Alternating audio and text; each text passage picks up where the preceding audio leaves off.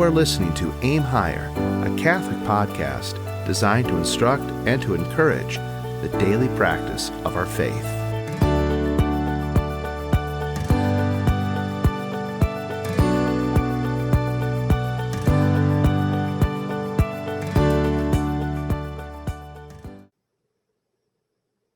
Good to you all. This is Aim Higher with Father Anthony and, of course, Sister Catherine, the impeccable, the renowned. No, not renowned. Sister Catherine. Just Sister Catherine. I like punctual. The punctual Sister Catherine. I don't ever remember my time knowing you ever actually being late.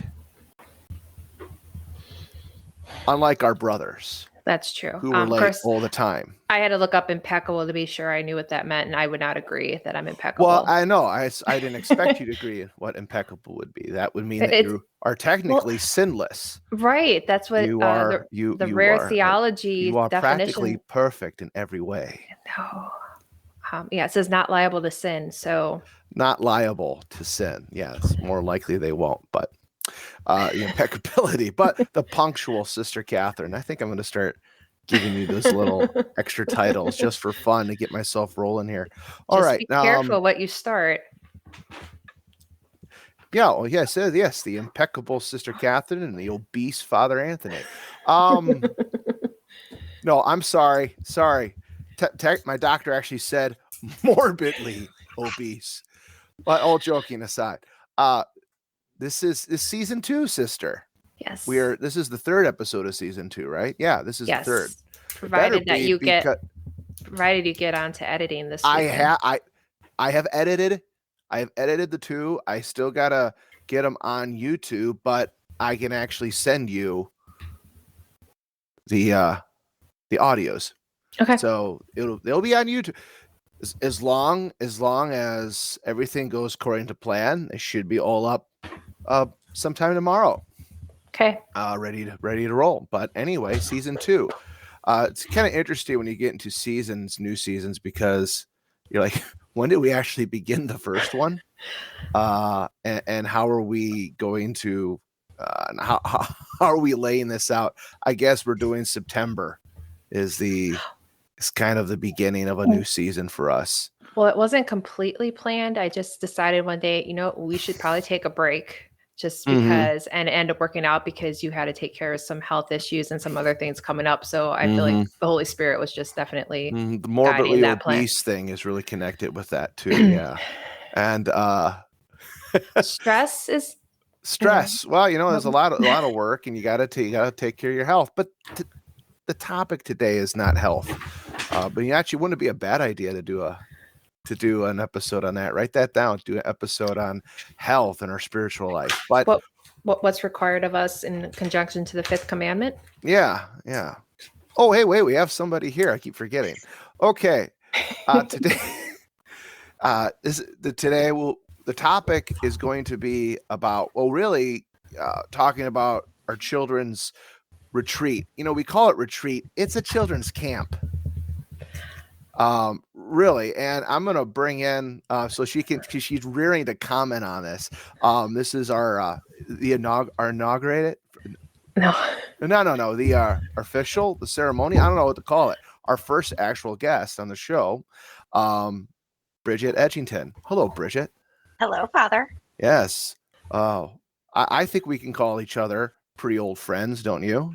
I think we can. Okay, very good. And yeah, very good. Why am I saying it like that? Anyway. Well, would you call it? I mean, we keep calling it a children's retreat. But the reason we call it a children's retreat is because that's what His Excellency refers to it as. When we were younger, we had a children's camp or a church camp, and there were actual tents, and everyone camped, and we spent the night. And so that was a camp. But this is more of a day camp.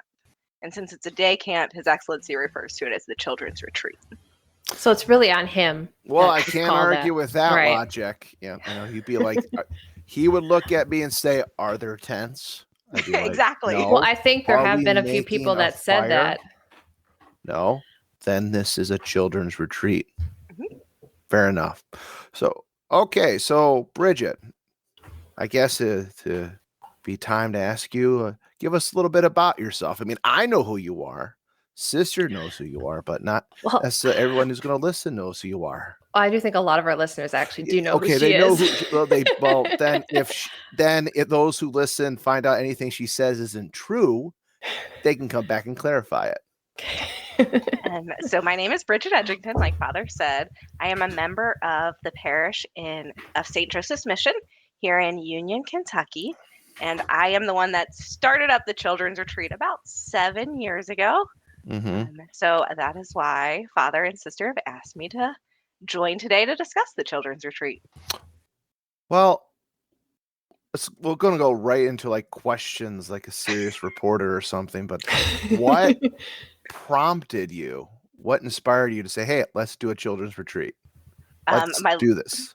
My little cousins at the time were very upset that they knew that we had church camp when we were younger, and they were very upset that no one had ever planned church camp for them. So they told me I needed to plan them a church camp. So the first year we did it, we had maybe 10 people. 10 kids. So it was a very, very small children's retreat because that's really all the kids we had down here at that point in time in Kentucky. So it really started because my cousins were like, why can't we have something? Why don't you all do anything for us? So they kind of guilted me into starting it for them. And now she's in charge of it. And now I'm in charge of it. Until Vera's 18, right? Exactly. I mean, but your role in this, I mean, it's not just facilitating the retreat, but you also do the a lot of the catechisms for, I don't know what the age group is, and one of the things that I know that you've presented to me over the years is all these different like little games and things that you find that were quite interesting. I remember one, it was like a puzzle. No, it wasn't a puzzle box. Was it what the was escape room? The escape. We call it's an escape room. So a couple of the years as my cousins got older, they wanted something fun to do that wasn't little kiddish as part of the children's retreat. Because a lot of the things that we do are crafts and they're geared towards younger kids. So the teenagers were like, what are you going to do for us? So we came up with an escape box, an escape room, whatever you want to call it, a couple of years. And we came up with a series of different puzzles where they had to solve all kinds of puzzles in order to, I think one year it was to help the saints find who their saint friend was or something like that. The one year we did the theological virtues, there were a lot of the clues around faith, hope, and charity in order to help them escape or solve some sort of a puzzle. So coming up with ideas to try and keep them engaged, because I think His Excellency always says the best we can do for the children is to help inspire them to love God more. And I think part of it is, just coming to Mass on Sundays. While Mass on Sundays is an excellent thing for everyone to do, I think if that's all the children see of the church, that's all they're experiencing, that's not really enough to instill that love of God in them. So I think the children's retreat really is kind of the way in which we try and make it fun for them and make them, draw them closer to God through crafts and different things that they may not normally do. So would you say, and a lot of this is going to be looking back from you going to the camps, would you say that had the positive experience on you? Or no, I did not enjoy our children's camps when we were younger. No. Yeah, we've got stories about ours too. we had the children's camp, and if I'm not trying to throw like certain clergy under the bus here, or some of the adults that we here at Our Lady of the Rosary, but they tried their best. I'm going to say this, they tried their best. But if we did more like the crafts along with the camping, we would have done something. As my brother James described it, he's basically, we went up into the woods and had to survive for a week. Pretty much. And you did some activities, but you weren't constantly engaged in something. Right. And that's kind of what you need to do. And I know it's one of the reasons why the children's retreat is only for the morning, especially because you have little children. it's exhausting. It is. And it's hard for me to keep in my mind that this has been going on for what, 6-7 years. You've This been was our doing 7th year. because this is only the 2nd year that I've been a part of it, which I'm really happy to. It's a lot of fun to do, and I like this last year.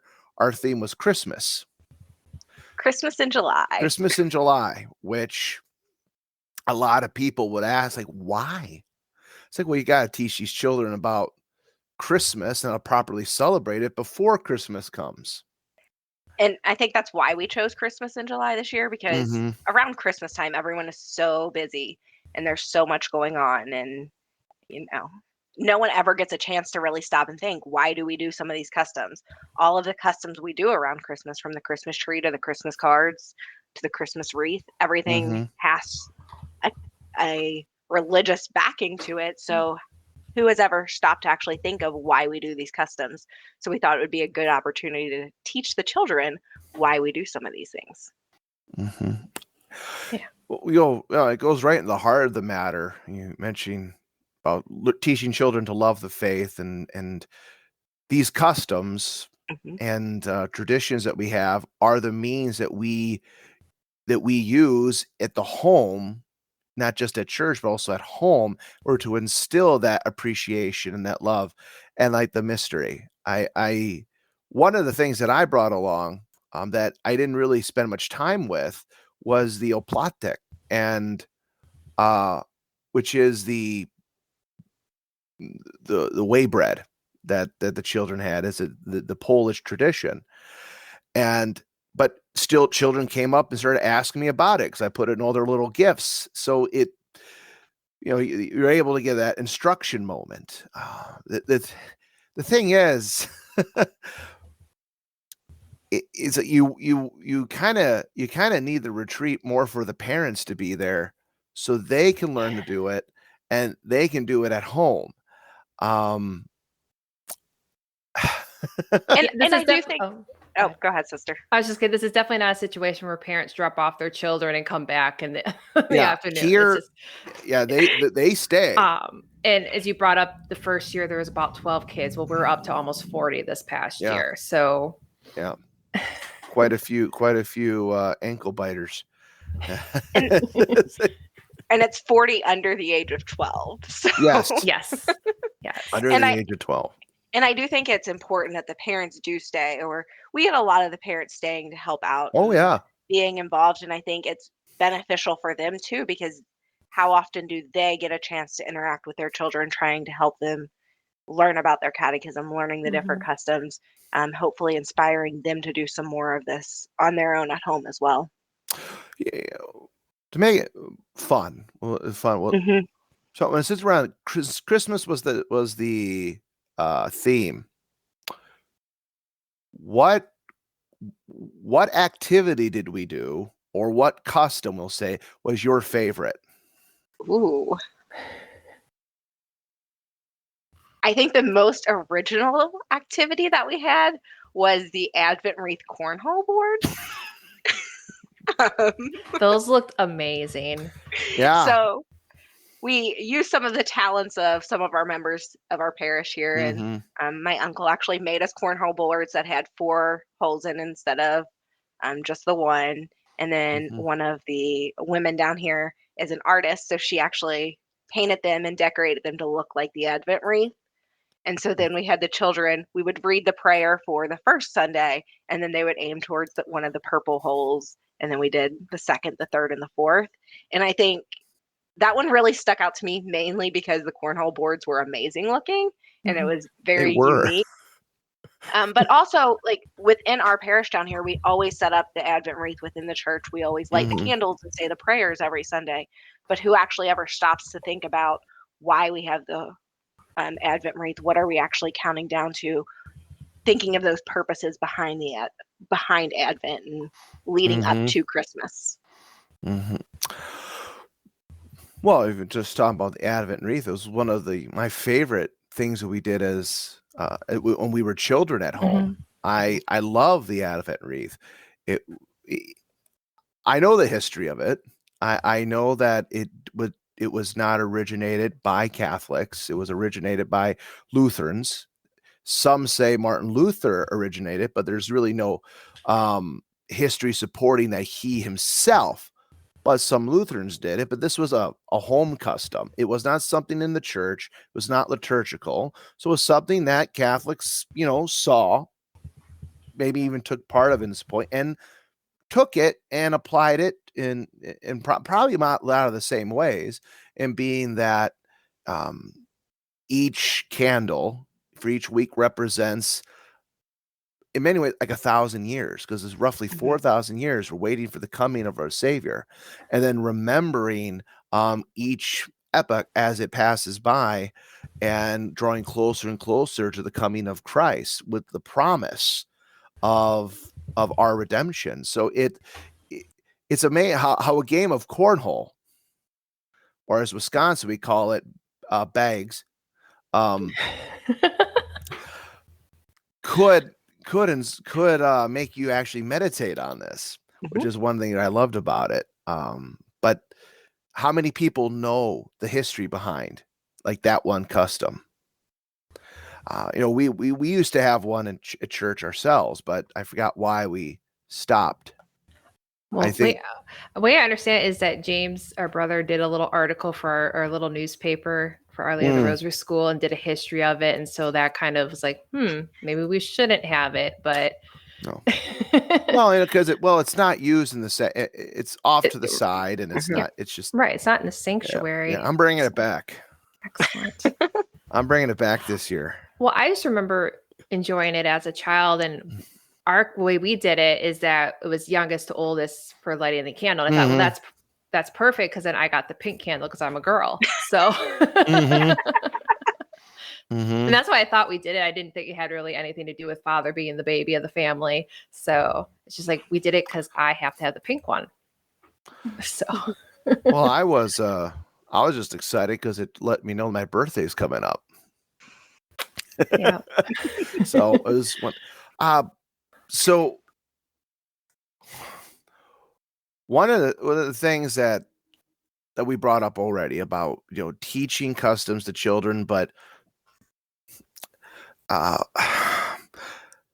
how can we better instruct them, especially using like this avenue as being like the children's retreat, in understanding why we do these things. We just explained it, but in a way that children will understand and appreciate, where they become excited. So it's kind of really an open question. I'm really kind of just processing it as I'm talking, but what more could we do to really get the children excited about their faith? Because that's an important thing. Loving your faith and excitement kind of go hand in hand, especially when you deal with a child, because a lot of them don't know the difference between love and excitement.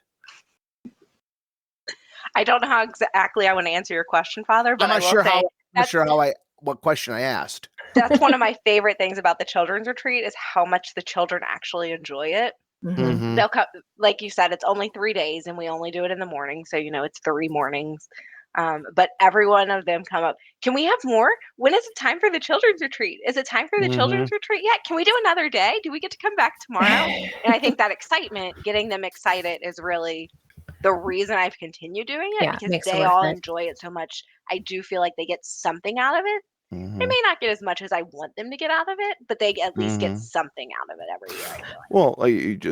Well, there's an expectation, or you don't want to, I should say, you don't want to put too high of an expectation for the children to appreciate and understand, because they are children.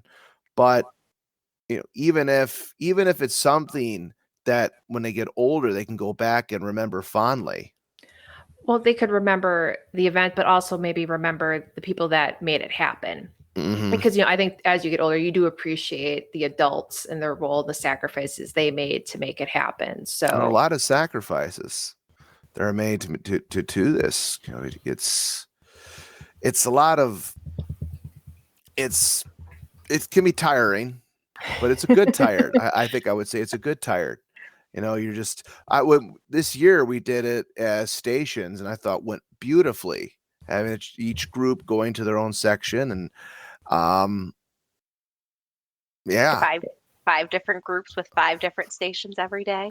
Yep. Everyone got to experience different things every day. I thought they turned out really well. And like you said, it takes a lot of people in order to make this happen. We had parents running each of the stations. We had our older teenagers that were in charge of each of the groups. Father Anthony and His Excellency each had a station where they talked to the children. Sister Catherine and Mr. Lentz both had a music station every day. So like it took a lot of people in order to get the stations to happen. And then we also had those in the background preparing our meals for us, doing breakfast and lunch and washing the dishes. Yeah. And so it really does take a lot of people in order to make it happen. And so this is a time to actually say how much I do appreciate the work everyone puts into it. Yes. Not that people are looking for that pat on the back, but it's really appreciated because it does take time and it does take effort. But just like applying these things into our home and our daily lives, growing as Catholics requires time. It requires effort.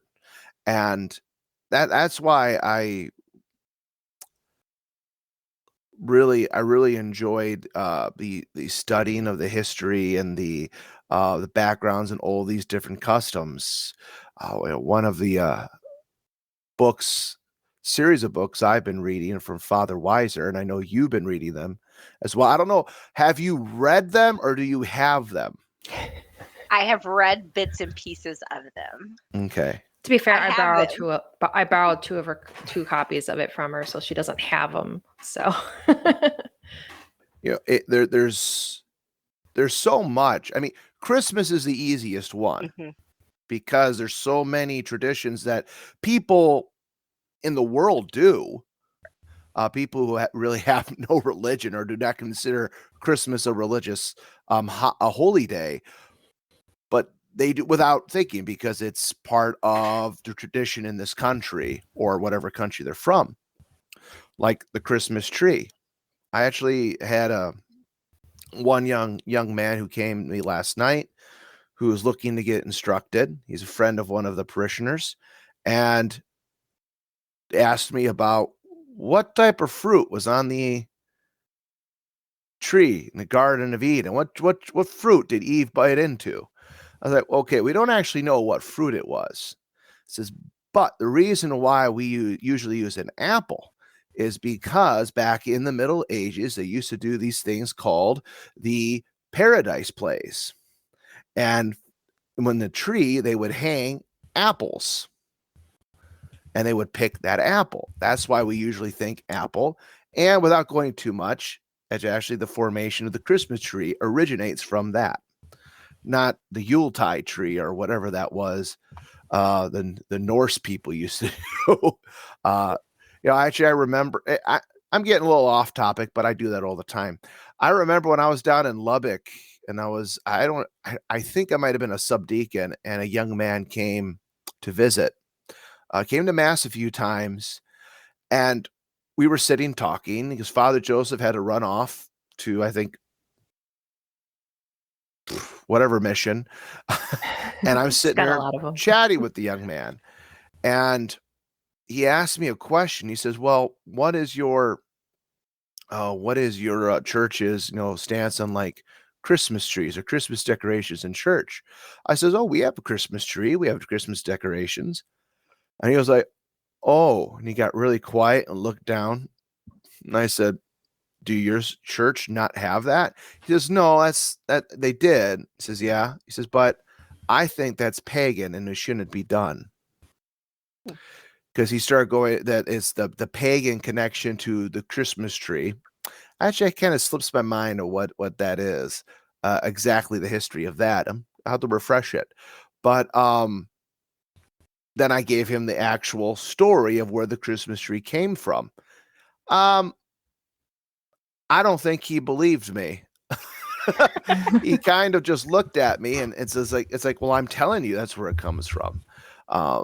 It's an example, unfortunately, of a person trying to be holier than the church. A person who's trying to impose their own opinions.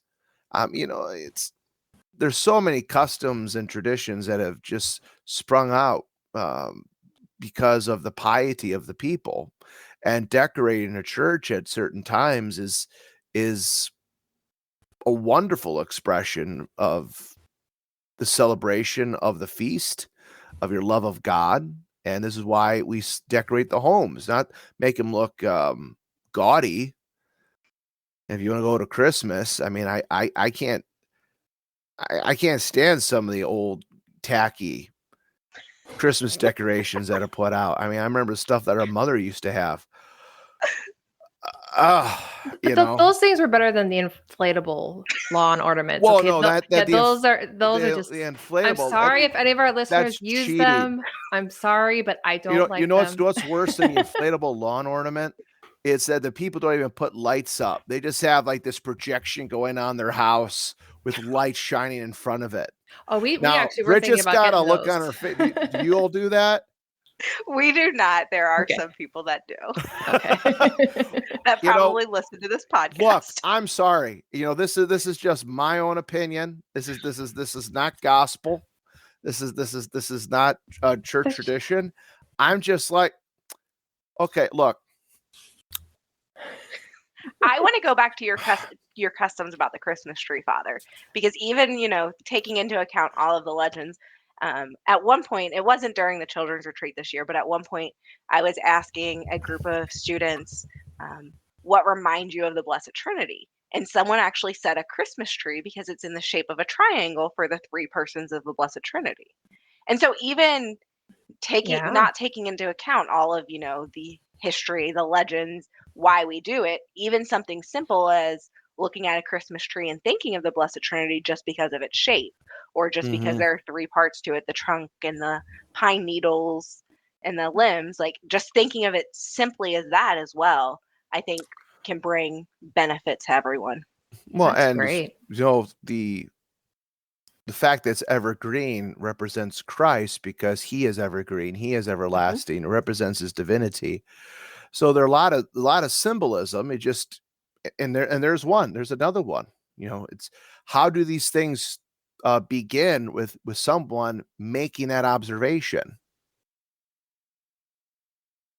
Exactly. Or the star on the top of the tree, or an angel on the top of the tree. The star on the top of the tree is, the Star of Bethlehem that guides the wise men, or the angels that are there telling the shepherds. Mm-hmm. I feel like we need those things, those tangible things to really help them grab onto the story and hold on to it. I think they learn better that way. So. Mm-hmm. Oh, almost certainly. And it's something that's necessary. And if we could do children's retreats several times a year, we would. Bridget wouldn't. But none of us, well, I would if we could. I do not feel as though it's feasible. Right. No, it's not. Unfortunately, it's not. We do not have the manpower, the time.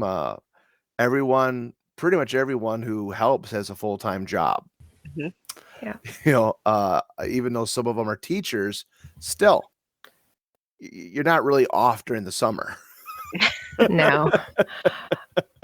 It's funny. Every year I get asked if I can come back at Christmas. And of course I tell them, well, you're going to be busy at Christmas. You're not going to have time to spend with me. So you'll just see me in the summer, probably. Really? The children come to me and say, you don't have to come next year.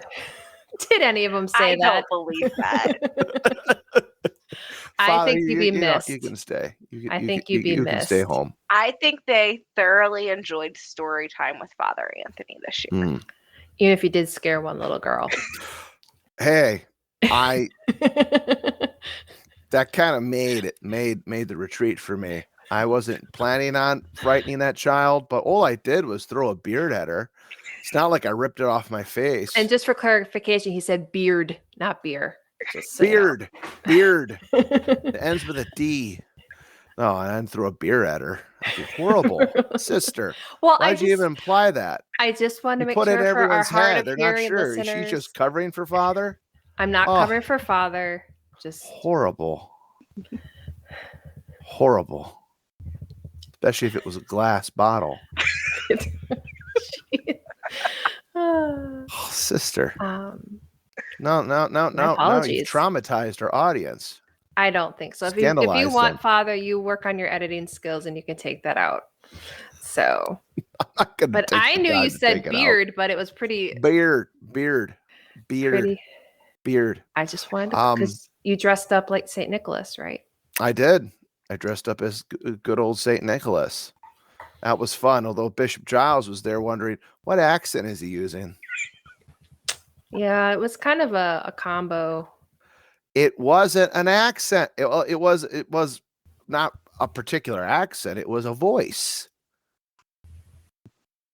I wasn't trying to do. Is it British? Is it Irish? German? What is he? I don't get it. It's like when he does an actual accent for me, then I will explain to him what I did. But I did explain to him. I said I was not doing I was doing a voice. I was basically impersonating John Hurt from The Storyteller. Don't know if you remember that, Jen. Oh, come on. That was a classic when we were kids. Jim Henson's Storyteller. Oh, that was a great show. No? Oh, Nothing. man. Oh, man. It's like the Must have been a Wisconsin thing. Fraggle Rock. Oh, I've heard of Fraggle Rock. I'm just, oh my gosh. I do feel like sometimes us in Wisconsin just had some very interesting experiences that no one else had. So, do you mean in general or at church? Or even just our family? Because what about that one movie? Is it The Adventures of Santa Claus? The Rankin Bass. I don't. Aside from our family, I don't know anyone who's ever seen that movie. I do. I mean, no one I've met in flesh and blood, but apparently there are people online who have seen this movie, but and they not as children. They found it years later as adults. So I just think we. Well, I've actually heard someone on there says I used to watch this as a kid, and I'm like, so there were other people. I think. No, the one person I found, it was like an accent. She thought it was going to be something else. And as she was watching, it was basically a downward spiral because it's not at all what you expect it to be. So it's a very, and we watched it every year for some reason. Yeah, it was that. And even when we got older, we watched it, but then it was making fun of it. Of course. That's very interesting. Okay, we're really getting off. You're really sidetracked there. That's fine. I do not know how that spiral happened. Okay. And you're the one that had the nap, Father. Hey, I'm trying to keep this going here. I'm trying to keep this interesting and upbeat. I've had to correct you about you accusing me of alcohol. I had to, bring up people and how they light their houses. And I'm going to say this, if you do that thing, you project it on your house, I'll be willing to come and look at it and convince me that it's good. Cause you know what, the older I'm getting and the more time the less time I have, I might be all into that. I might actually put one of those things on the side of the church. That'd actually be fantastic. And it'll be like Santa Claus on his sleigh.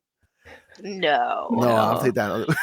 The outside of the church needs just a white or a blue light around the top. That's all it needs. A blue what?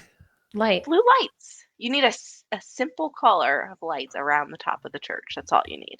I ain't doing that. No, that's why you pay someone to do it, Father. No. It's too much work. That's scary. No. I pay the professional to do it. I just like white lights myself. We still have the lights on in the chapel here. Like on. They're not on, but they're still strung up. We didn't take them down. So that's also the way to do it. I hope for the bishop's sake they never go out. They never malfunction, so he doesn't have to take it off. I think we were going to turn them on for Easter, but I forgot. So. Well, you wouldn't think about turning the lights on for Easter. Well, we talked about it as a possibility. I mean, why not? They're there. But I don't want to spend our time just sitting there talking about different traditions and customs, because we could have you come on back and talk about these things more in depth, ones that you like. But let me ask, what do we have planned for the future in a children's retreat? So let's take a step back. So this is our 7th year. Let's talk about our different themes. Okay, cool. The very first year we did angels. So we did all kinds of different angels crafts and talked about our guardian angels, because at that point we had a lot of younger kids and they needed to learn about their guardian angels. Then we did the Blessed Trinity, and we talked about the Father, the Son, and the Holy Ghost. Mm-hmm. We've done the Blessed Virgin Mary. We did the 3 theological virtues, so faith, hope, and charity. And that was the first year Sister got to come and join us. Yep. That was fun. Then we did the saints. So we talked about a lot of different saints. Primarily, I think we focused on St. Francis that year. But we did talk about St. Paschal and St. Anthony and a couple of the other saints. Then last year we did the Mass, which didn't turn out quite as well as we had expected. But the goal was to talk about like the different objects you see in the church and the different parts of the Mass. And then this year we did Christmas in July, and we talked about Christmas. So we've had a request for next year.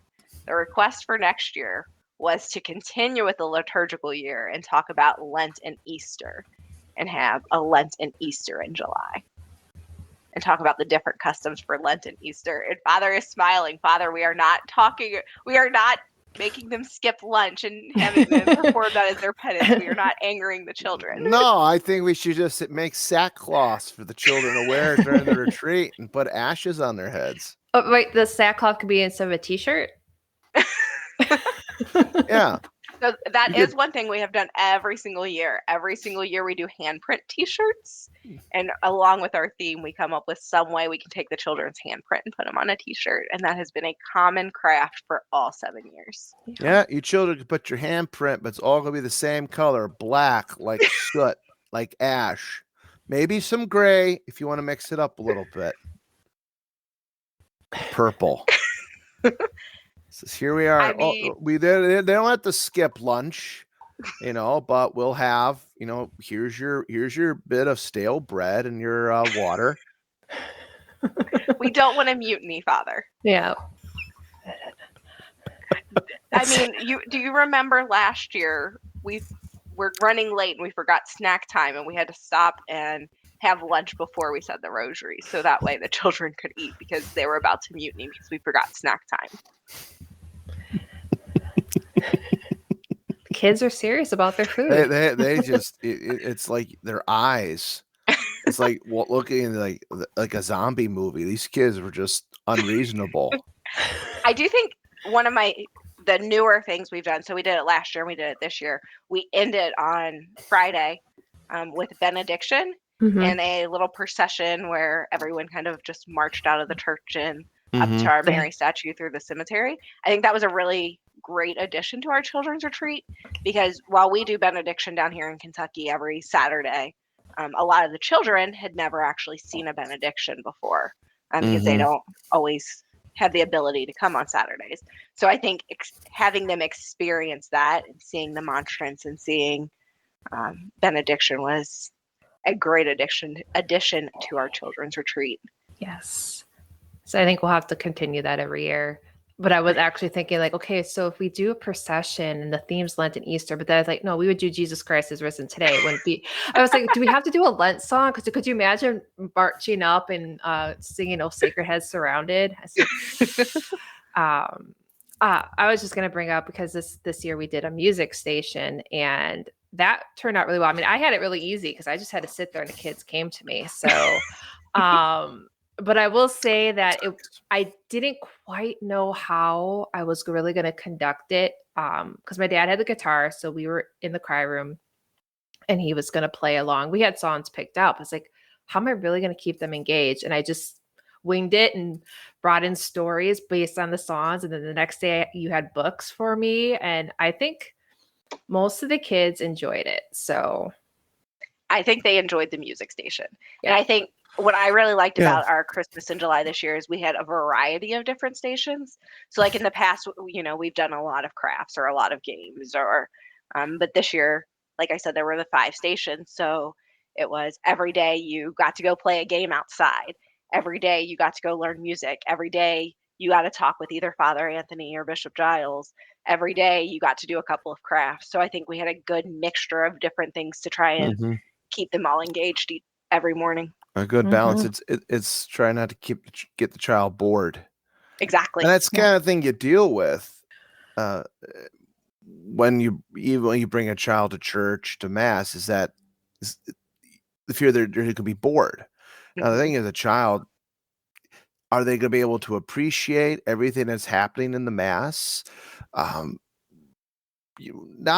to an extent that an adult could or should, but to find ways to get them to be excited about going to church, spending time with our Lord, the special time. And that's why I like the fact that during the retreats, there will always be a time the children are up in church. Usually it was with the bishop and going over,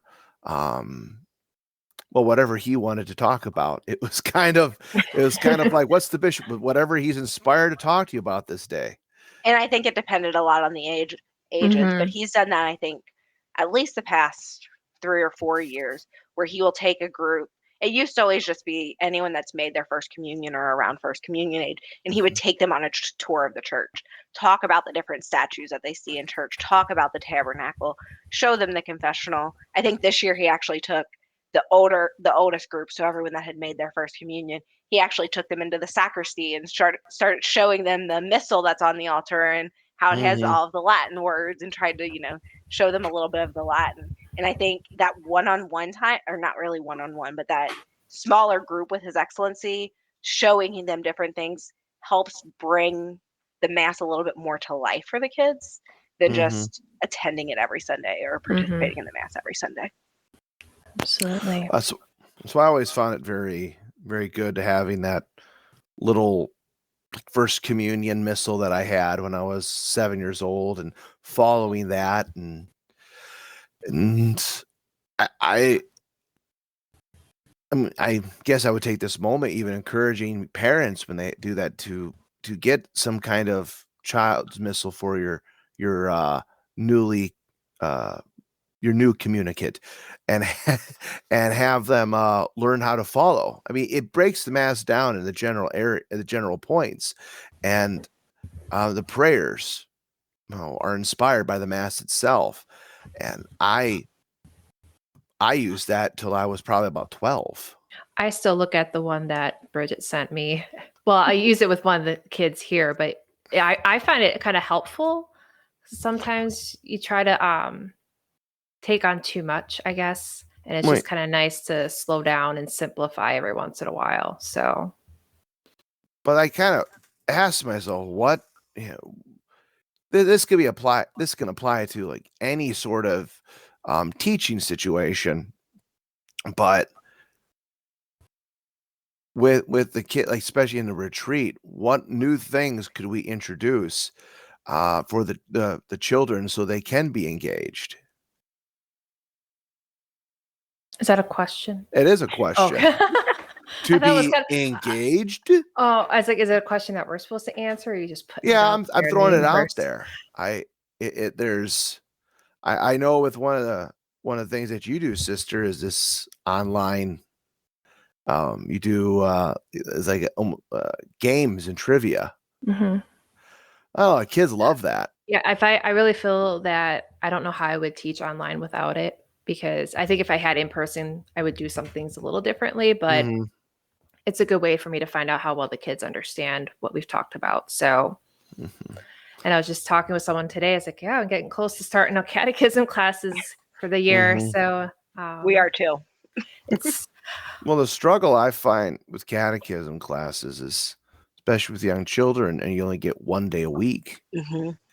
It's trying to have it progress and move forward without having to every week go over the same thing over and over again.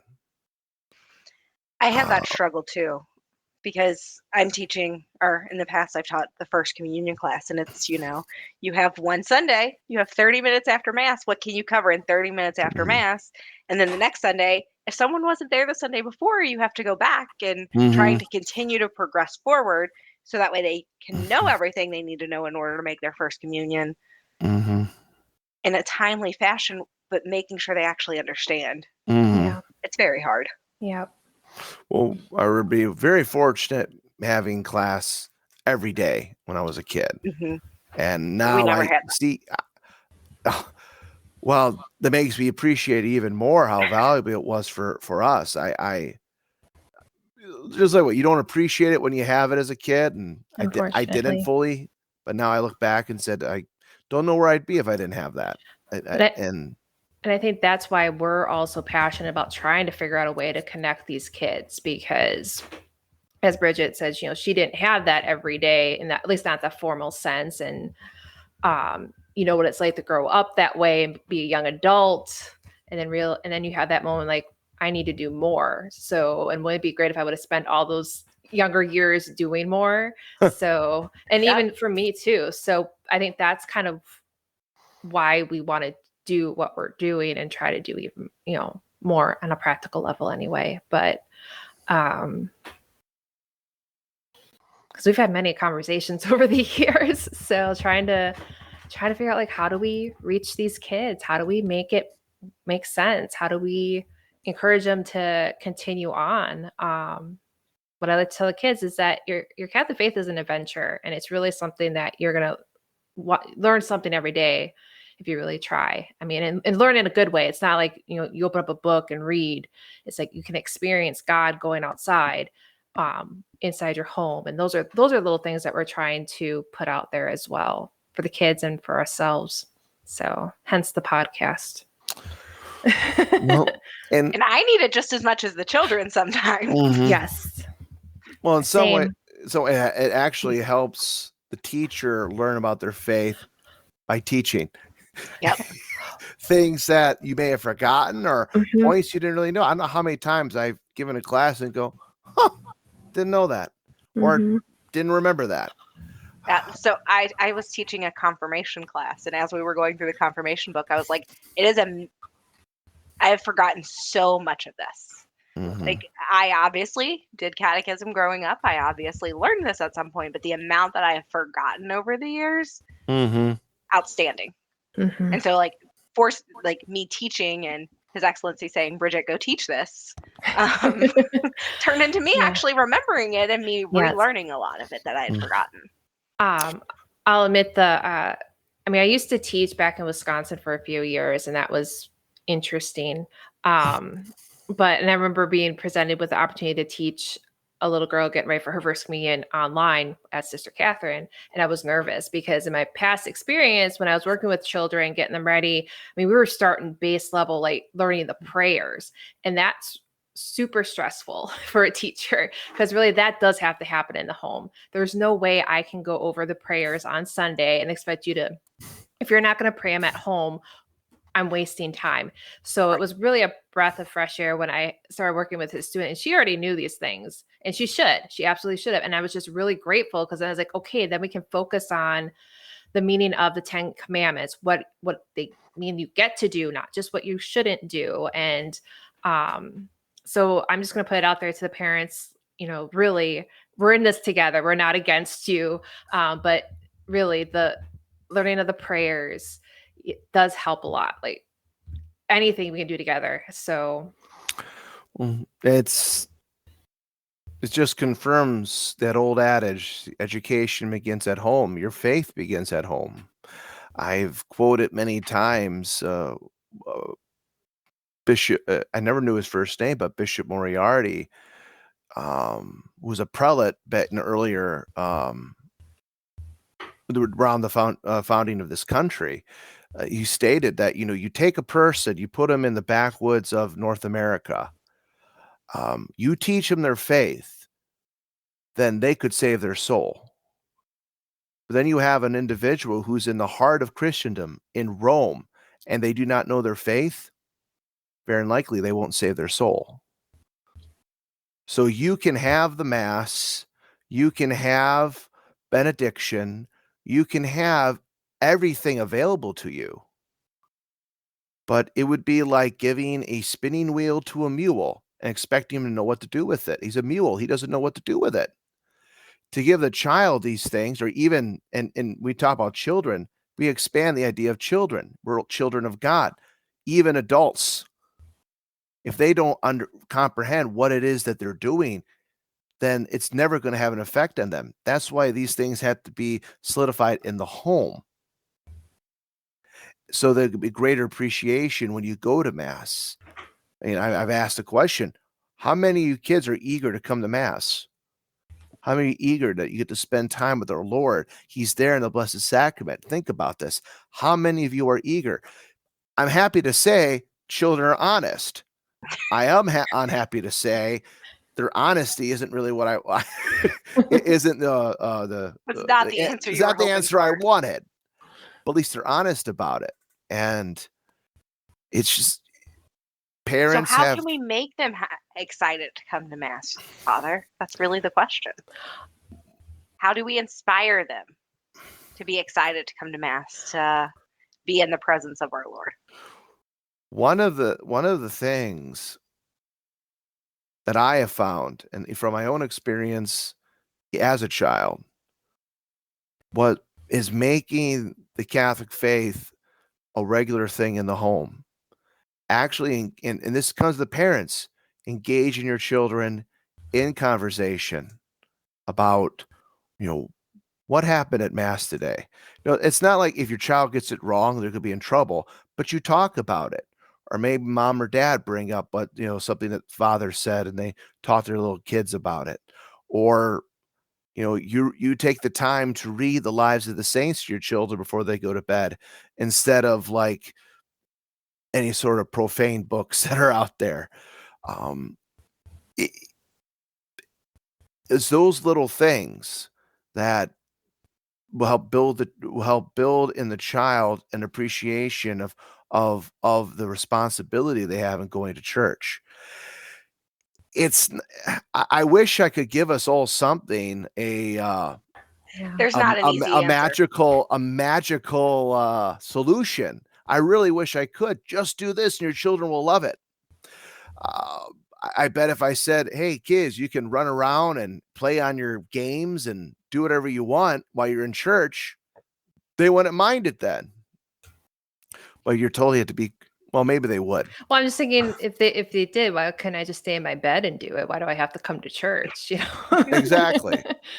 I was just thinking though, our attitude ourselves is important too. And I think that's what's nice about the retreat is that the kids are also seeing adults, not just, they get to see Bishop Giles, Father Anthony, myself, but also other adults getting together and talking about our faith and being excited about it. But also because kids pay attention and they soak up more than maybe you realize. So if you're kind of melancholy, if you will, about having to make the drive to church or get up early, any sort of comment, your kids will pick up on that. And I actually had some sort of moment a couple weeks ago during benediction, and we have a family of deer out on the property. If you follow me on Instagram, you probably see me share the deer because they come up really close. And just as the bishop was going to bless us with the monstrance, right out the window, I could see one of the deer, and I started to smile. And then I started thinking, it feels really nice to smile. And I started thinking, but what else? No, not because just of the deer, but what's happening right now is that here I'm being blessed with the Blessed Sacrament. And I just thought, we need to smile more. Imagine, and I put this to Bishop Giles, like, do you ever just go into church, genuflex, go kneel where you're placed and just smile?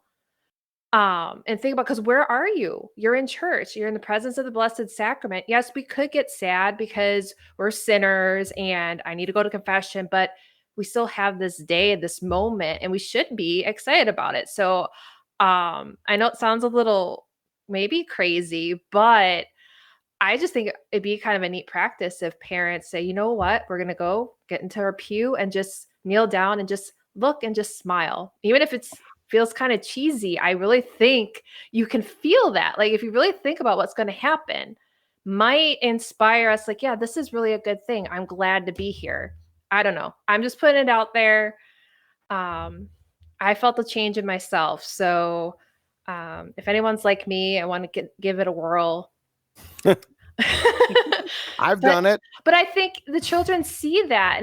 And I know right now for a lot of mothers, especially the season that they're in with their children, it's daunting. And a lot of they're preoccupied is like, what can I do to diffuse any sort of tantrum? My kid is just, could very well be my kid today that's going to lose its mind, and it could be over nothing. And I know that's hard for those parents, absolutely hard. You don't want that to be the case, but trying to get something from the mass in spite of it. But maybe just kind of like, all right, I'm here. God's happy I'm here. What's not to smile about? Even if your kid's going to make you feel like a fool in like 10 minutes, you're still like right now in that moment, I can just embrace even a couple of seconds of joy that here I am at mass. There are 4 people involved in that situation. The first one's God. He's merciful and understanding. He created humans. He knows how children are. The second one is the parent, the one who has to deal with the crying child, the difficult child. The third is the child themselves. And then the fourth is everyone else around. Everyone else around,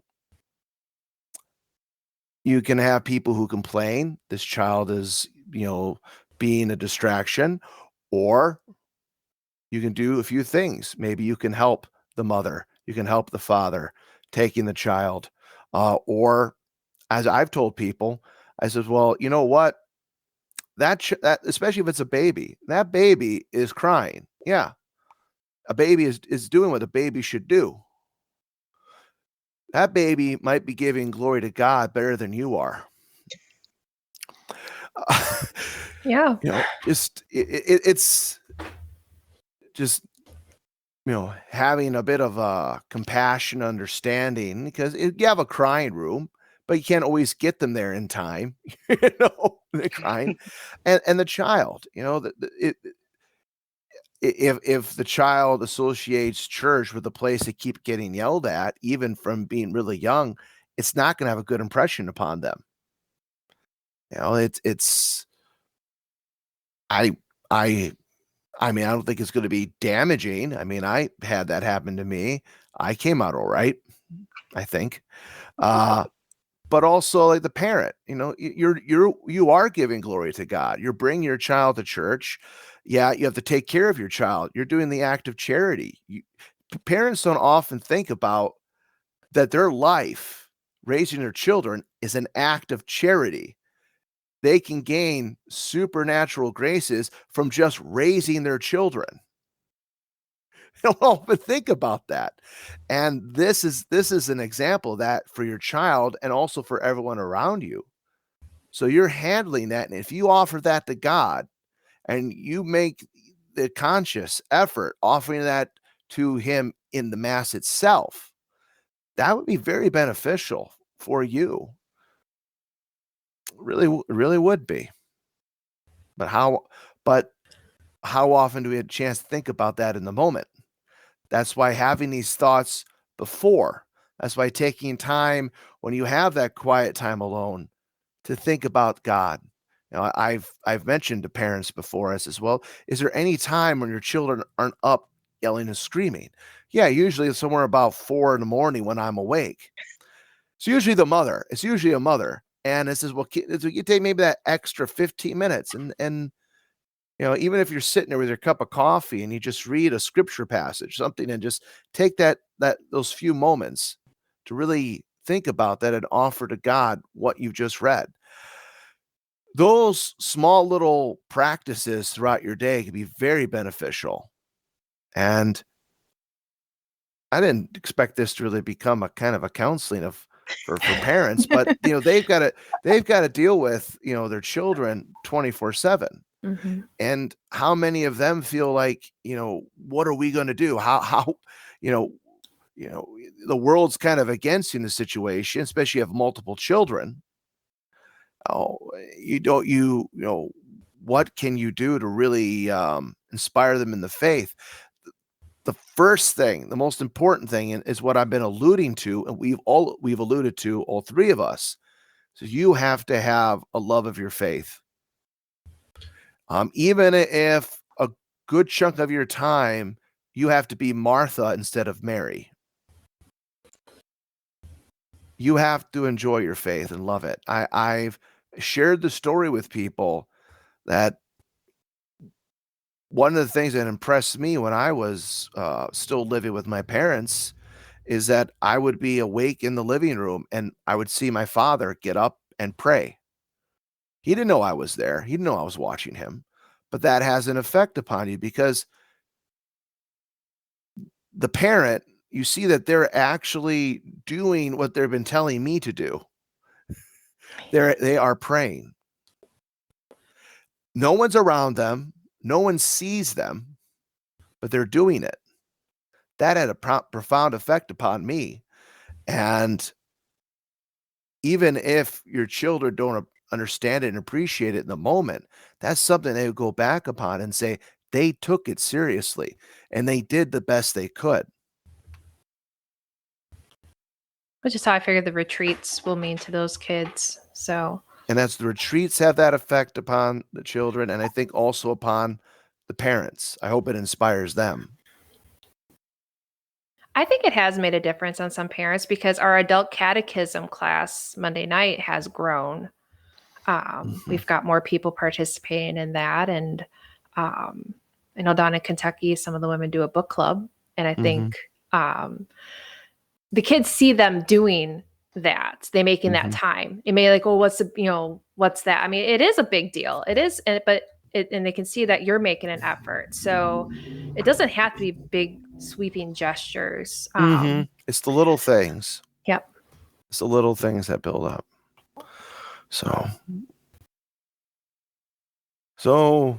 the future for our what? Is it because it's our usual point in our podcast where you and I look at each other like, okay, are we done yet? Is it time for a Deo Gratias yet? Are we there?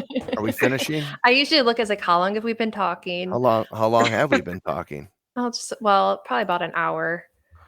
Oh, I yeah. don't know how long it was running before we started. Close to an hour, but well, I mean, it's only polite, to ask our guests, is there anything else that, you would like to, bring up, or any final words? I would just say, if you have a child and you haven't come to our children's retreat in the past and you're interested, we do it every July. So when we get the dates out, we'll let everyone know. And if you are available, we'd love to have more people from different parishes because I think it is a great opportunity. We do get people outside of our parish. Last year, we had a couple kids from Wisconsin come down. We have a family from New York that comes down. A couple families from up in Ohio that His Excellency goes and visits on missions come down. So it's also, in addition to learning for the children and doing things for the children, it's also a great opportunity to meet people from the different parishes that can come in. So if there is anyone that is interested, the more the merrier, and we'd be happy to have anyone else join us. Absolutely. And if you want more information, you can just email us, aimhigher.podcast@gmail.com, and we'll set you straight on that information. I will say the family in New York, I think, is probably going to come every year for foreseeable future. So they've got it. They love it. So. Well, I do appreciate, Bridget, you taking the time with us today. We went over the retreat, covered a lot of other topics, and I really do appreciate it. It's nice to actually get another voice in this and another point of view. Well, thank you for having me. It'll probably be our most popular episode because she's on it. So, well, especially now that we're on Apple Podcasts, and wherever you can get your podcasts. Yes. I'm pretty sure. If you have a certain app and you don't see it on there, also you can email us and I'll look into it. There were a few hoops I had to jump through to get us on Apple Podcasts, but it's not impossible. So and we greatly appreciate being on Apple Podcasts. Yes. And we appreciate all the prospects that we have for the future of all the different avenues that we have available to us, such as the podcast. That we can use for the instruction of all the faithful, whether they be children or adults.